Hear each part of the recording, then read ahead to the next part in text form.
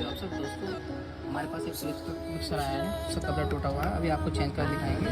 ये गिरने का टूट गया है, इसको चेंज कर दिखाएंगे आपको। दोस्तों ये कपलर है, तो इस तरीके से आता है, अलग से इसी आएगी। ये कपलर आता है इसका, ये लगाते हैं इसको, ये दिखाएंगे लगा के आपको। दोस्तों आर्मेचर के कट में कुछ ऐसा पिन पेस्ट में लगाएंगे, उसको प्लास की मदद से चल जाएगा ये।